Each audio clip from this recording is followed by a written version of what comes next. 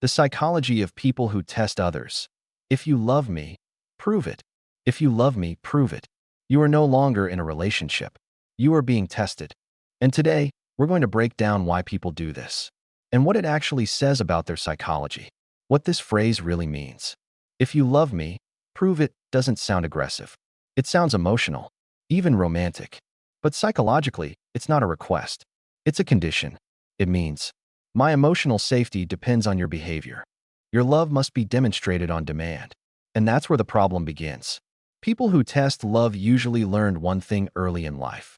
Love is not given. Love is earned.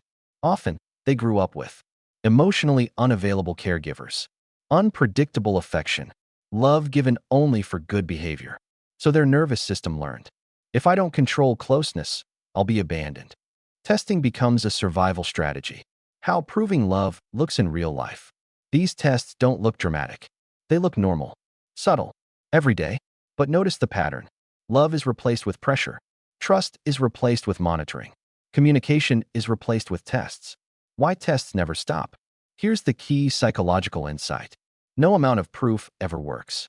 Why? Because the problem isn't your behavior. It's the other person's internal anxiety.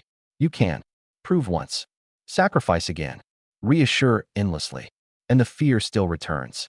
So the test repeats. What happens to the person being tested? Over time, the person being tested begins to change. They stop asking, do I feel safe?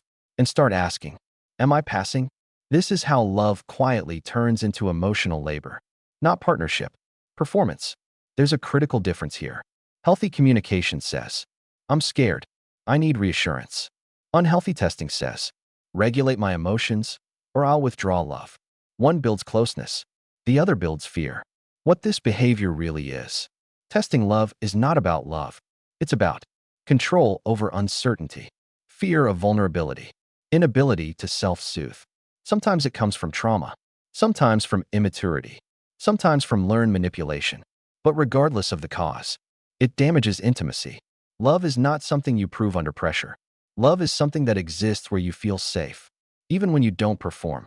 If love needs constant proof, what's actually missing is trust. Have you ever been tested like this? Or have you caught yourself testing someone else? Write your thoughts below. Understanding starts with honesty.